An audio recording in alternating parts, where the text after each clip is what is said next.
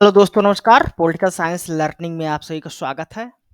दोस्तों हम लोग यूजीसी नेट पॉलिटिकल साइंस का रिवीजन सीरीज कवर कर रहे हैं और आज की इस वीडियो में हम लोग unit third Indian political thought में श्री अरविंदो और उनके विचारों को रिवाइज करेंगे।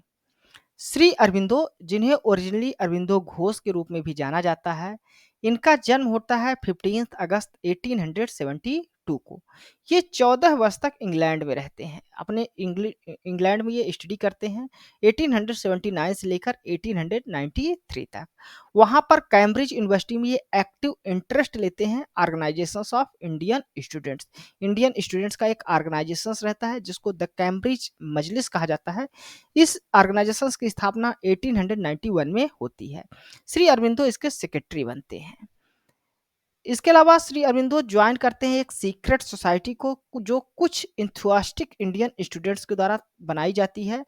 इस सोसाइटी को the lotus and dagger society कहा जाता है और इसका कार्य रहता है फ्रीडम ऑफ इंडिया के लिए कार्य करना। इसके अलावा श्री अरविंदो डीपली इन्फ्लुएंस रहते हैं आयरिश नेशनलिस्ट से और उनके एफर्ट से भी ये प्रभावित होते हैं जो वो इंडिपेंडेंस के लिए कर रहे थे, अपने इंडिपेंडेंस के लिए, आयरलैंड के इंडिपेंडेंस के लिए। ये रिटर्न होते हैं इंडिया में 1893 में एट द एज ऑफ 21 और ये ज्वाइन करते हैं इंडिया में गवर्नमेंट सर्विसेज को in the state of Baroda में। अरविंदो का जो फर्स्ट पॉलिटिकल राइटिंग है वो अपीयर होता है एंग्लो मराठी न्यूज़पेपर इंदू प्रकाश में, जहां पर वो क्रिटिसाइज करते हैं ब्रिटिश रूल को और एडवोकेट करते हैं कंप्लीट इंडिपेंडेंस, यानी कंप्लीट इंडिपेंडेंस की बात करते हैं। अरविंदो सर्व करते हैं जो वाइस प्रेसिडेंट के रूप में अनुशीलन समिति में और साथ साथ ये इन्वॉल्व होते हैं founding of the Jugantar party, यानी जुगांतर पार्टी की स्थापना में एक फाउंडिंग मेंबर्स के रूप में ये कार्य करते हैं। अरविंदो रिजाइन कर देते हैं अपनी जॉब से, जो गवर्नमेंट जॉब रहती है इनकी स्टेट ऑफ बड़ौदा में 1906 में, और एक्टिव पॉलिटिक्स में ये इंटर कर जाते हैं, पार्टिसिपेट करते हैं। इनका जो फेज ऑफ पॉलिटिकल एक्टिविज्म रहता है, यानी एक्टिव पॉलिटिक्स में इनका जो फेज रहता है वो वेरी ब्रीफ रहता है, बहुत ही कम समय के लिए। 1906 से लेकर 1910 तक ये एक्टिव रूप से पार्टिसिपेट करते हैं। ये पार्टिसिपेट करते हैं एक्टिवली इन पॉलिटिक्स और सपोर्ट करते हैं रेडिकल ग्रुप को, जिसको लीड किया जा रहा था बाल गंगाधर तिलक के द्वारा। ये पार्टिसिपेट करते हैं सूरत सेशन ऑफ कांग्रेस में। इसके अलावा ये रोड करते हैं एक्सटेंसिवली, जो है तो राइट करते हैं जो various topic of national importance के रहते हैं उसमें, अपने इस एक्टिव पीरियड्स में। 1908 में इनको अरेस्ट कर लिया जाता है मॉनिक टोला बॉम्ब केस में, जिसको पॉपुलरली अलीपुर कॉन्स्पिरेसी केस भी कहा जाता है इसके लिए। बाद में इन्हें रिहा कर दिया जाता है सम्मानपूर्वक 1909 में। 1910 में ये विड्रॉ कर लेते हैं अपने आप को एक्टिव पॉलिटिक्स से और चले जाते हैं चंद्रनगर में, बाद में पांडुचेरी में जाकर वो रहने लगते हैं। इनका जो सडन विड्रॉन होता है एक्टिव पॉलिटिक्स से, वो इनके डिजायर्स के लिए, जिसमें ये स्पिरिचुअल डेवलपमेंट के लिए इनके अंदर जो इच्छा रहती है उसके कारण ये एक्टिव पॉलिटिक्स से विड्रॉ कर लेते हैं अपने आप को। यहाँ पर इम्पोर्टेंट बात ये है कि जो श्री अरविंदो थे ये 1950 तक जिंदा रहते हैं, लेकिन कभी भी इंडिया के जो फ्रीडम स्ट्रगल है उसमें रिटर्न नहीं होते। ये इंडिया की आज़ादी को देखते हैं, लेकिन अपने जो रिटायरमेंट है जो 1910 में लेते हैं एक्टिव पॉलिटिक्स से, कभी भी स्ट्रगल ऑफ इंडिया के लिए वो आते नहीं या कोई भी एक्टिव रोल प्ले नहीं करते public life of India, independence India में। इनके जो मेन वर्क्स रहे हैं वो रहा है एशियान गीता 1922 में लिखा गया था, द लाइफ डिवाइन इनका 1939 में पब्लिश होता है, द सिंथेसिस ऑफ योगा इनका 1948 में पब्लिश होता है, द ह्यूमन साइकिल इनका 1949 में पब्लिश होता है, the ideal of human unity इनका 1949 में पब्लिश होता है, सावित्री ए लीजेंड एंड अ सिंबल ये 1915 में पब्लिश होती है, और ऑन द वेदा इनका 1956 में पब्लिश होता है। अब आइए अरविंदो की थ्योरी ऑफ एवोल्यूशंस को समझ लेते हैं। तो Shri Aurobindo theory of evolutions में एक्सप्लेन करते हैं ओरिजिन, नेचर और डेस्टिनी ऑफ द वर्ल्ड को, और ये इसको एज ए प्रोग्रेसिव बताते हैं, प्रोग्रेसिव डेवलपमेंट बताते हैं मैटर से स्पिरिट में। अरविंदो के अनुसार जो मैटर है ये इवॉल्व होता है वेरियस स्टेजेस के थ्रू। इसका एवोल्यूशन शुरू होता है मैटर से, फिर प्रोग्रेस होता है इसका लाइफ में, यानी कि प्लांट और एनिमल बनते हैं, फिर माइंड आता है यानी कि ह्यूमन बीइंग का डेवलपमेंट होता है, और फिर सुपर माइंड का डेवलपमेंट होता है यानी डिवाइन कॉन्शियसनेस का डेवलपमेंट होता है। इनके विचार में जो मैटर और स्पिरिट है, ये सेपरेट नहीं होते, अलग नहीं होते, बल्कि ये दोनों एक दूसरे से इंटरकनेक्टेड रहते हैं। इनका जो ट्रांजिशंस है माइंड से सुपर माइंड्स में, वो मानते हैं इसको ऐड किया जाता है, सहायता की जाती है स्पिरिचुअल टेक्निक की मदद से। माइंड सुपर माइंड में ट्रांजिशंस होता है, डेवलपमेंट होता है, स्पेशली जो इंटीग्रल योगा है या पूर्ण योगा इसके द्वारा। इंटीग्रल जो योगा है इसके कई एलिमेंट्स होते हैं, जैसे कर्म योगा जो पाथ ऑफ एक्शंस कहा जाता है, भक्ति योगा जो पाथ ऑफ डिवोशंस है, ज्ञान योगा यानी कि पाथ ऑफ नॉलेज, राज योगा यानी कि path of meditations, as well as tantric philosophy के द्वारा। ये सभी इंटीग्रल योगा के एलिमेंट्स माने जाते हैं। इनका जो ये अप्रोच है ये अटेन करना रहता है इसके द्वारा जॉय को यानी कि आनंद को और सेल्फ रियलाइजेशन को, ताकि इंडिविजुअल जो है तो हेल्प कर सके, ह्यूमैनिटी को सर्व कर सके। उनका मानना है इस डेवलपमेंट में कई सारे चैलेंजेस भी आते हैं, लेकिन जो ह्यूमैनिटी है वो स्टीडली टूवर्ड्स मूव करती है टूवर्ड्स द स्पिरिचुअल गोल। जो स्पिरिचुअल गोल है उसका वो प्राप्त करने में की ओर बढ़ती रहती है, और इसको गाइड किए जाते हैं इवॉल्व्ड सोल्स के द्वारा, यानी कि जो महान आत्माएं हैं, महापुरुष हैं, उनके द्वारा इनको गाइड किया जाता है। वो एज ए पाथ फाइंडर्स के रूप में कार्य करते हैं अदर्स के लिए, अदर्स दूसरों को ये रास्ता दिखाने का काम करते हैं। ये एम्फेसाइज करते हैं इंडियाज के जो एडवांस स्पिरिचुअल ट्रेडिशन रहा है उस पर, और इन्विजन करते हैं, इनका विजन रहता है कि ये लीड करेगा ह्यूमैनिटी को स्पिरिचुअल रीजनरेशन में, स्पिरिचुअल जो रीजनरेशन है उसको प्राप्त करने में मदद करेगा।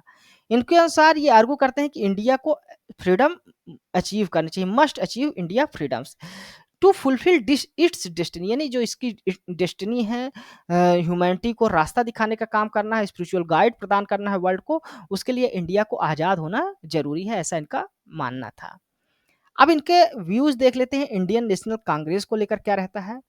तो इंडिया में जब ये इंग्लैंड से रिटर्न होते हैं तो ये इंडियन पॉलिटिकल जो लैंडस्केप है उसको क्लोजली ऑब्जर्व करते हैं, देखते हैं और समझते हैं, और फिर जो इनका इंसाइट रहता है, दृष्टिकोण रहता है, अपने राइटिंग के through general like Vande Mataram में ये व्यक्त करते हैं। ये क्रिटिक करते हैं इंडियन नेशनल कांग्रेस को 4 आधारों पर, यानी 4 आधारों पर उसकी क्रिटिसिज्म करते हैं।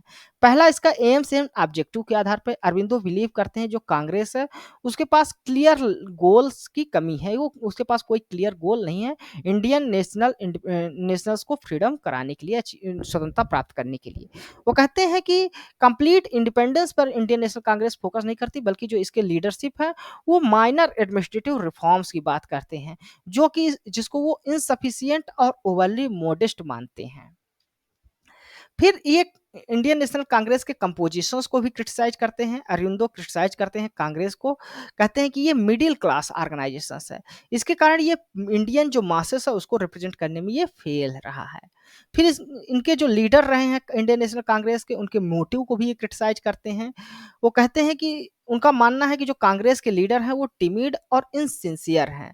प्राइमरली जो इनका इंटरेस्ट रहता है कांग्रेस के लीडर को वो पर्सनल गेन की रहता है। इंडियन नेशनल कांग्रेस के जो लीडर्स हैं उनका कॉन्शियस अप्रोच इस कारण भी है क्योंकि वो उनको डर रहता है कहीं जो ब्रिटिश रूलर है उनसे नाराज ना हो जाए, जिसका इम्पैक्ट हमको इफेक्टिवनेस ऑफ द नेशनल जो मूवमेंट है उस पर भी हमको दिखाई देता है।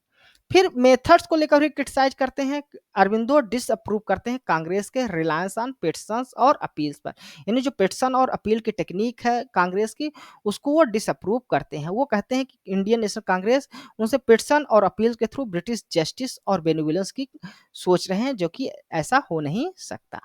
फिर इनका views nature of British rule पर क्या रहा है उसको देख लेते हैं।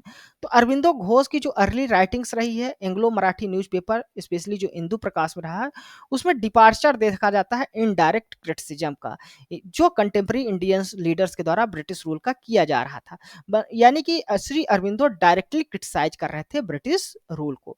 इसके लिए जस्टिस एम जी रानाडे जो तो एडिटर ऑफ इंदु प्रकाश को केयरफुल रहने के लिए कहते हैं, उनको वार्न करते हैं, जिसके कारण जो इंदु प्रकाश के एडिटर रहते हैं वो अरविंदो से रिक्वेस्ट करते हैं कि वो अपने टोन को मॉडिफाई करें, लेकिन अरविंदो अपने टोन को मॉडिफाई फिर भी नहीं करते।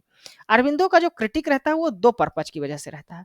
ये अपने क्रिटिसिज्म के थ्रू स्ट्रेंथन करना चाहते हैं एंटी ब्रिटिश सेंटीमेंट को, ताकि जो रेजिस्टेंस है कॉलोनियल रूल के खिलाफ उसको और डीपन किया जा सके, और ये ब्रेकिंग करना चाहते हैं जो मिथ है ब्रिटिश सुपियोरिटी को, ये चैलेंज करते हैं जो ब्रिटिश पॉलिटिकल सिस्टम और कल्चर है उसकी सुप्रीमेसी को। अरबिंदो रिजेक्ट करते हैं idea of blindly follow the British governance, यानी ब्रिटिश गवर्नेंस को केवल अंधाधुंध फॉलो करने को वो रिजेक्ट करते हैं। वो कहते हैं कि ये ब्रिटिश जो गवर्नेंस है ये अनसूटेबल है इंडियन सोसाइटी के लिए और फंडामेंटली ये एक्सप्लॉयटेटिव है। वो डिस्क्राइब करते हैं ब्रिटिश रूल को as a mercantile in foundation and exploitative in character. वो इसको बताते हैं कि ये मर्केंटाइल है, यानी व्यापार करने के लिए यहाँ आए हैं और यहाँ के लोगों का शोषण करना इनके कैरेक्टर्स में है। वो क्रिटिसाइज करते हैं ब्रिटिश ऑफिशियल्स के रूडनेस और एरोगेंस को भी। वो कंडेम्ड करते हैं एंग्लाइज्ड इंडियन को, यानी ऐसे इंडियंस जो ब्रिटिश कल्चर्स को आइडलाइज कर रहे हैं उनको भी ये क्रिटिसाइज करते हैं।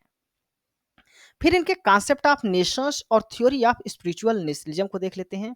तो श्री अरविंदो का जो कॉन्सेप्ट ऑफ नेशंस है ये ट्रांसेंड करता है जो conventional ideas of geography and demography, यानी कि ये जो नेशंस है उसको केवल जियोग्राफी या डेमोग्राफिक के आधार पर नहीं देखते, बल्कि वो इन्फ्लुएंस रहते हैं बंकिम चंद्र चट्टोपाध्याय से।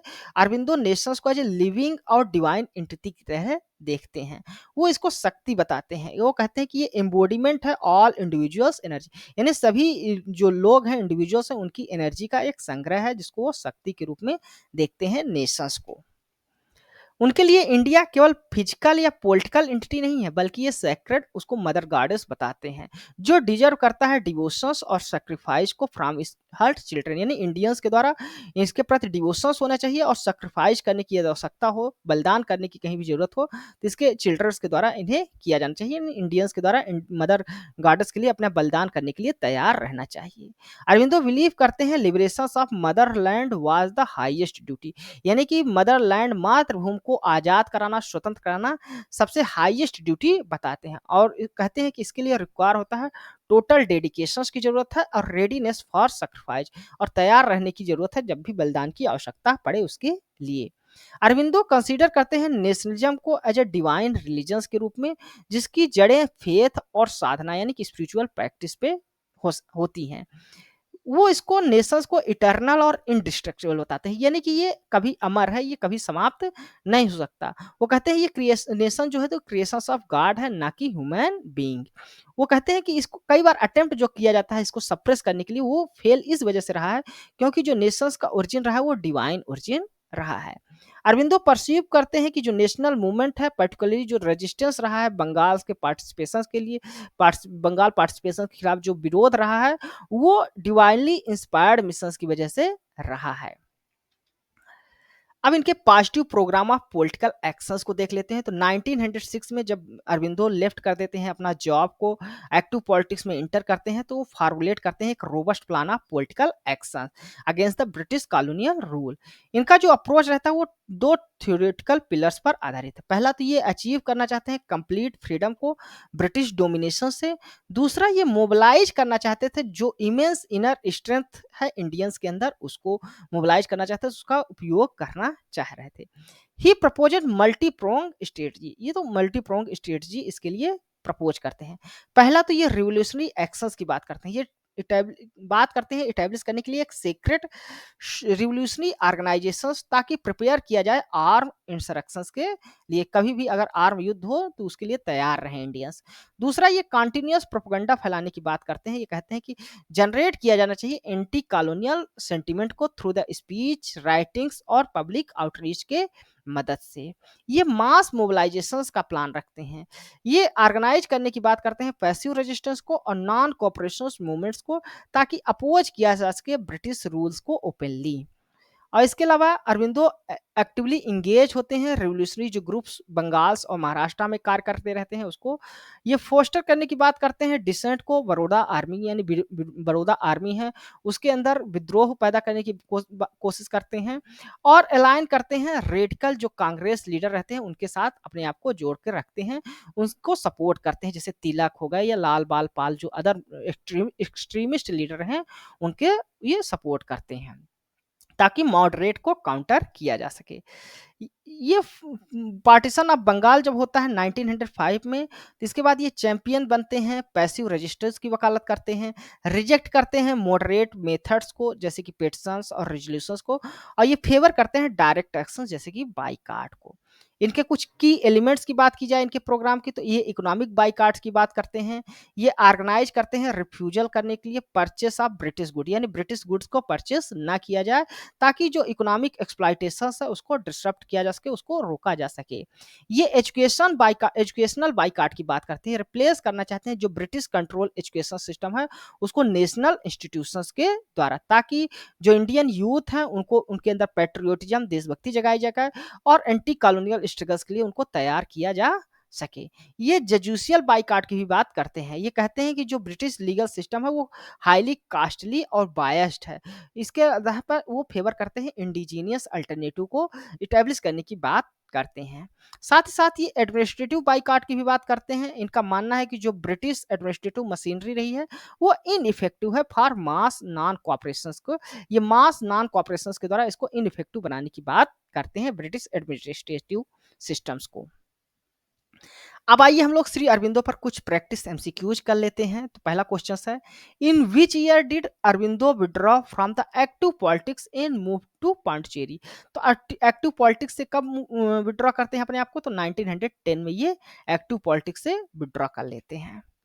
नेक्स्ट क्वेश्चन है, who had invasion the evolution of human life into divine life and divine body. तो किसका विजन रहता है एवोल्यूशन ऑफ ह्यूमन लाइफ का, जो एवोल्यूशन हुआ है वो divine life in divine body में हुआ है। तो ये अरविंदो की जो थ्योरी ऑफ एवोल्यूशन है उसका एक पार्ट है। इसमें वो इंटीग्रल योगा की बात करते हैं।